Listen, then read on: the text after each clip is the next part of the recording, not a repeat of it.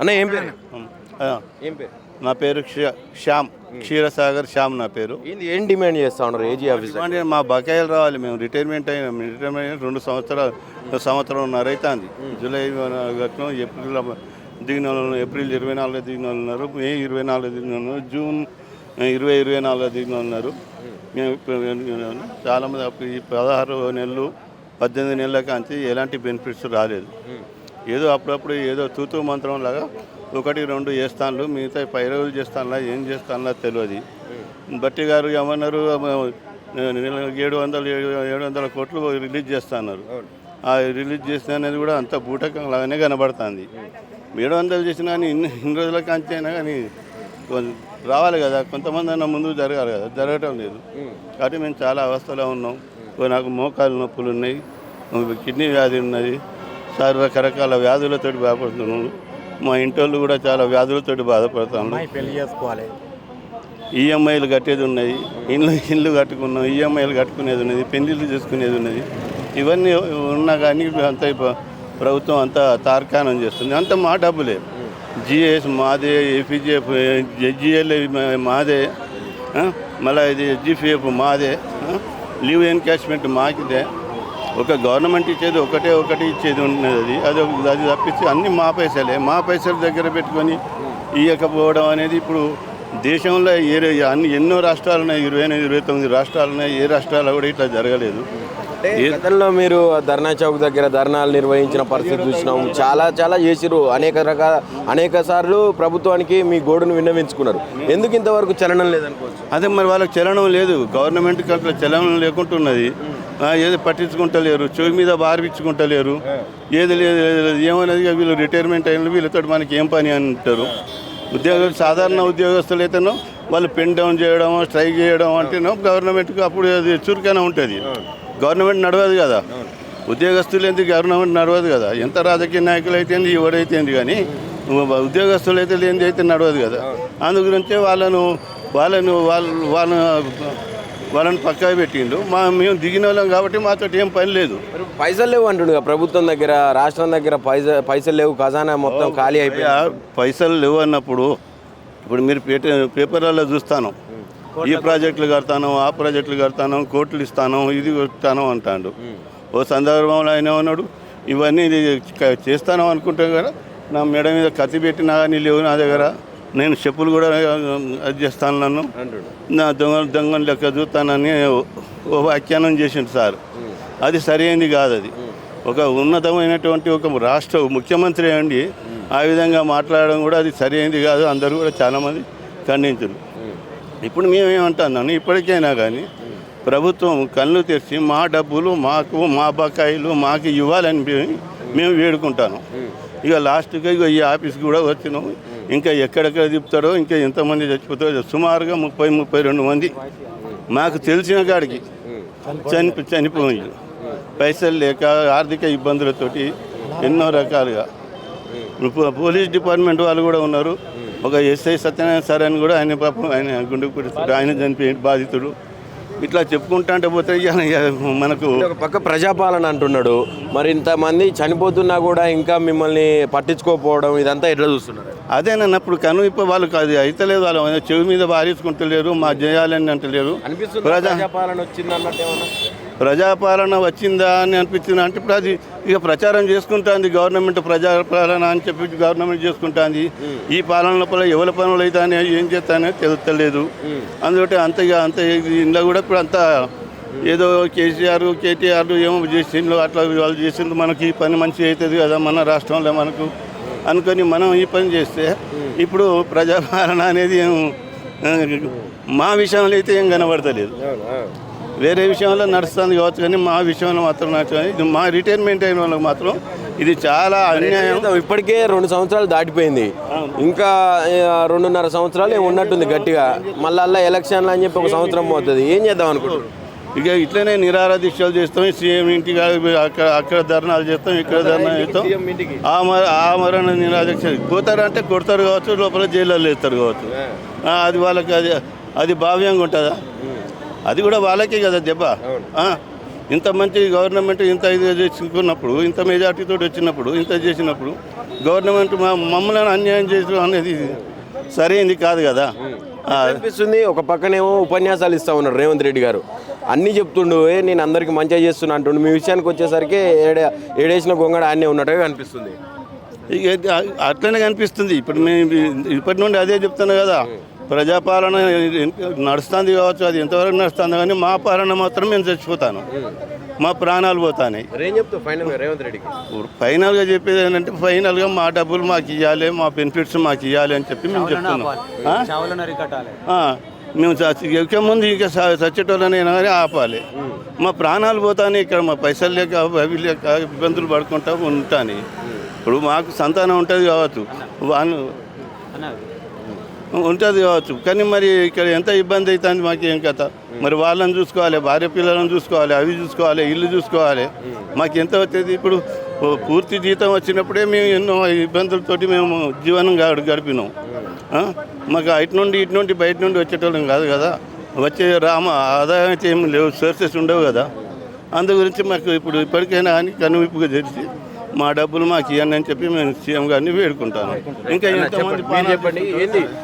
ఒక పక్క చాలా సార్లు మీరు రోడ్లు ఎక్కిన పరిస్థితి చూసినాం. ఆల్రెడీ రిటైర్మెంట్ అయిపోయినారు, మీకు ఇచ్చేటటువంటి డబ్బులు కూడా ఇవ్వట్లేదు ప్రభుత్వం. ప్రజాపాలన అంటుంది, ఇందిరమ్మ రాజ్యం తెచ్చిన అంటుంది. ఏం చెప్తారు దీని గురించి? ఇందిరాగాంధీ పరిపాలన ఈ దేశంలో చాలా చక్కగా పరిపాలించాలని ఆ పేరు మాత్రం ఇందిరాగాంధీకి తగ్గినది. కానీ ఇందిరా పరిపాలన అని చెప్పుకుంటూ వస్తున్నటువంటి ఈ రేవంత్ రెడ్డి పరిపాలన కనుక చూసినట్లయితే అధికారంలోకి వచ్చి 2 సంవత్సరాలు కావస్తున్నప్పటికీ ఇప్పటికే జనాల లోపల, ప్రజల లోపల విరక్తి అనేటువంటిది, తర్వాత ఈ ప్రభుత్వం మీద ఒక విధమైనటువంటి భావన కలుగుతున్నది, వ్యతిరేక భావన కలుగుతున్నది. ఎందుకు అంటే ప్రజలకు, తర్వాత వాళ్ళకు కావాల్సినటువంటి ఆ మౌలిక వసతులు అనేటువంటిది, తర్వాత వారికి అభివృద్ధి పథకాలు అనేటువంటివి చేపట్టకుండా, తర్వాత కొన్ని సంక్షేమ పథకాలు అనేటువంటి పెడుతూ ఉన్నారు. ఆ సంక్షేమ పథకాలు పెట్టడం వల్ల మీరు కేవలం అధికారంలోకి రావడానికి మీరు ఇచ్చినటువంటి హామీలు ఏవైతే 6 పథకాలు ఏవైతే ఉన్నాయో వాటి మీద దృష్టి మాత్రము ఏ విధంగా అమలు చేయాలనేటువంటి దాని మీద మాత్రమే దృష్టి పెడుతున్నారు. కానీ మిగతా ఉద్యోగుల పనిని మాత్రము ఏమాత్రము మీరు శ్రద్ధ పెట్టడం లేదు. మీరు ఇచ్చినటువంటి హామీలు అనేటివి కూడా ఇప్పటికి కూడా ఏ ఒక్కటి కూడా నెరవేర్చలేదు. ముఖ్యంగా మీరు ఇచ్చేటువంటి ఏ యొక్క ఆ పథకాన్ని మేము ఆపమనడం లేదు. ముఖ్యంగా మీరు దుబారా ఖర్చు చేస్తున్నటువంటి ఆ పథకాలను గురించి ఒకసారి మీరు విశ్లేషణ చేసుకోండి. ముఖ్యంగా ఈ యొక్క ఆర్టీసీ లోపల భాగ్యలక్ష్మి ఫ్రీ బస్ అనేటువంటిది, ఆ యొక్క పథకాన్ని పెట్టడం అనేటువంటిది ఈరోజు ఈ యొక్క తెలంగాణ ప్రజలు, తర్వాత మహిళలు కూడా కొంతమంది దాన్ని ఎవరు కూడా ఆహ్వానించడం లేదు. రేవంత్ రెడ్డి గారు ఏమంటున్నారంటే, నేను ఇచ్చే పథకాలకు అంటే డబ్బులు లేవు ప్రభుత్వం దగ్గర, ఇప్పుడు 6 గ్యారంటీలు అని చెప్పి ఇస్తూ ఉన్నాను కదా, ఆ పథకాలు ఆపమంటారా, ప్రజలకు ఇచ్చేయి, మీకు మీ బెనిఫిట్స్ మీకు ఇవ్వమంటారా, మీరే తెలుసుకోండి అని చెప్తా ఉన్నారు. ముఖ్యంగా ప్రభుత్వము నన్ను కోసిన డబ్బులు లేవు నా దగ్గర, నేను అప్పుకు పోయినట్లయితే నన్ను దొంగలాగా చూస్తున్నారని ముఖ్యమంత్రి హోదా లోపల మాట్లాడేటటువంటి ఆ మాటలు కావు. దాన్ని ముఖ్యమంత్రి హోదాలో వారు ఆ విధంగా మాట్లాడేటువంటిది ఈ ప్రజలు కూడా ఎవరు కూడా జీర్ణించుకోవడం లేదు. ముఖ్యంగా మీరు డబ్బులు లేవంటూనే మీరు అనేక విధాలుగా ఈ పథకాలు పెడుతున్నారు. ఆ పథకాలను మీరు ఆపమని అనడం లేదు. దాని లోపల ఏవైతే పథకాలు అంటే అది పెట్టాల్సినటువంటి పథకాల లోపల ఉదాహరణకు ఫ్రీ బస్ అనేటువంటిది అది ఆహ్వానించదగినటువంటి పరిణామం కాదు. ముఖ్యంగా అది ఏదో దారిద్ర్య రేఖ దిగువ ఉన్నటువంటి వారికి, తర్వాత వైట్ కార్డు ఉన్నటువంటి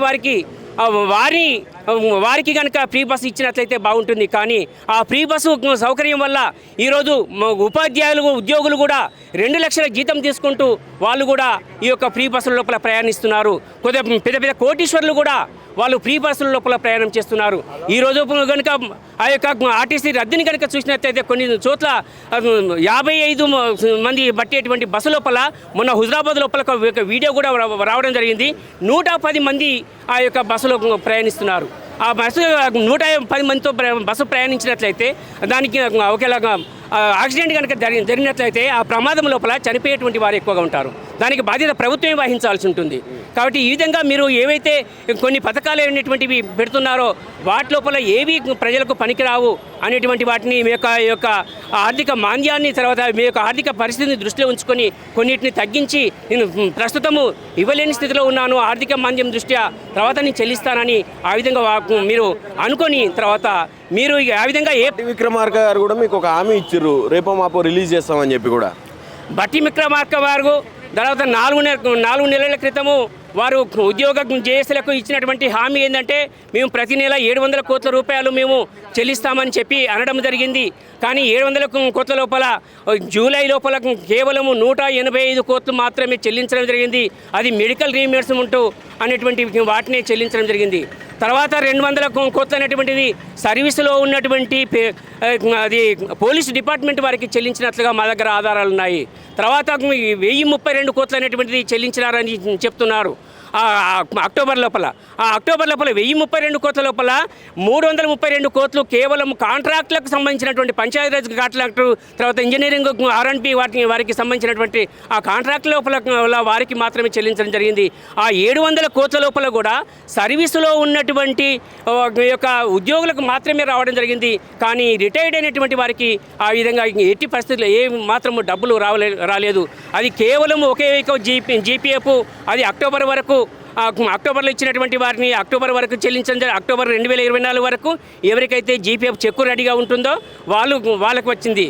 తర్వాత మొన్న నవంబర్లో కూడా 700 కోట్లు అనేటువంటి రిలీజ్ చేయడం జరిగింది. ఆ నవంబర్లో ఇచ్చినటువంటి 700 కోట్ల లోపల కూడా 600 కోట్లు అనేటువంటిది సర్వీసులో ఉన్నటువంటి వారు అప్పుడు వాళ్ళు పెట్టుకున్నటువంటి ఆ యొక్క పార్ట్ ఫైనల్ కానీ జీపీఎఫ్లు కానీ తర్వాత మిగతా బిల్లులు ఏవైతే ఉన్నాయో సప్లిమెంటరీ బిల్స్ వాళ్ళకు మాత్రమే సర్వీస్లో ఉన్న వారికి 600 కోట్లు రావడం జరిగింది. రిటైర్డ్ అయినటువంటి వారికి కేవలం ఒక 100 కోట్లు మాత్రమే దాదాపుగా వచ్చి ఉంటాయి. అవి కూడా కేవలం జీపీఎఫ్ అనేటువంటిదే. ఆ జీపీఎఫ్ కూడా జనవరి 12 తేదీ వరకు ఎవరైతే జీపీఎఫ్ చెక్కు అయిందో వాళ్ళకు జనవరి 12, 2024 వరకు జీపీఎఫ్ చెక్ అయినటువంటి వాళ్ళకు మాత్రమే రావడం జరిగింది.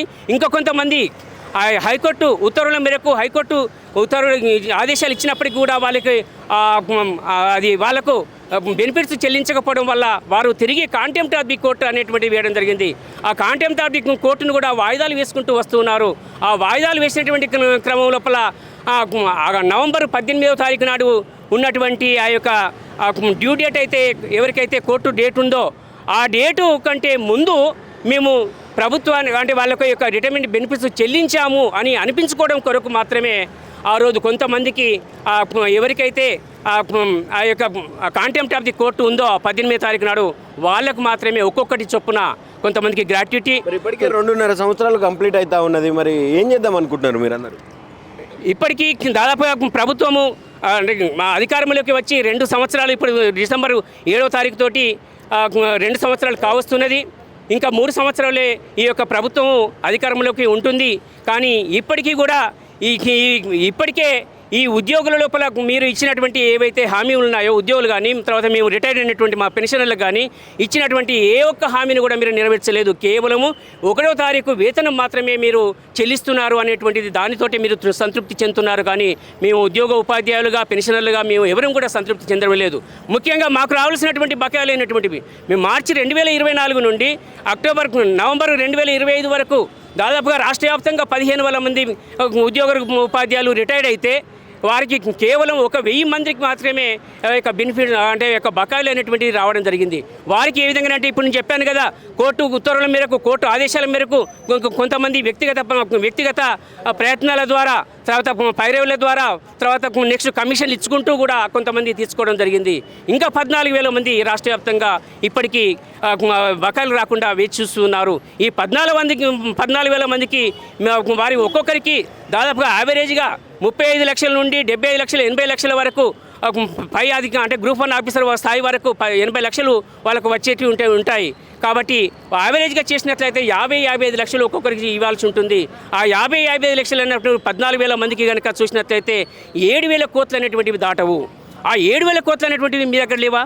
మీ దగ్గర ఉన్నాయి, కానీ మాకు ఇవ్వడానికి మాత్రం మీకు చేతులు రావడం లేదు. ఏజీ ఆఫీస్ దగ్గరికి వచ్చారు, ఏం జరిగింది అసలు? మీకు ఏమైనా ఉపయోగం? ఏజీ ఆఫీసు రావడానికి కారణం ఏంటంటే ప్రముఖ సామాజిక కార్యకర్త బక్కా జడ్సన్ గారు మా రిటైర్మెంటు ఉద్యోగుల కొరకు పెన్షన్ బకాయిలు చెల్లించాలనేటువంటి ఆ కోణం లోపల మా పక్షాన ఉంటూ వారు అనేక రకాలుగా ప్రయత్నాలు చేస్తూ మా కొరకు పోరాటం చేస్తున్నటువంటి క్రమం లోపల మన గవర్నర్ గారిని కూడా కలవడం జరిగింది. గవర్నర్ గారికి 3 సార్లు పిటిషన్ ఇవ్వడం జరిగింది. పిటిషన్ ఇచ్చినప్పటికీ కూడా గవర్నర్ గారు దాన్ని పరిగణలోకి తీసుకోకపోవడం వల్ల వారు ఆ రోజు కూడా వారిని అరెస్ట్ చేయడం అనేటువంటిది జరిగింది. తర్వాత రిలీజ్ చేయడం జరిగింది.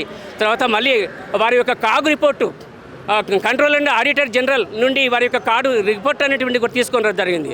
అంటే 2023-24 లోపల ప్రభుత్వము 16,000 కోట్ల చిల్లర వీరికి రిలీజ్ చేయడం జరిగింది వీళ్ళ పెన్షనర్స్కి ఇవ్వడానికి.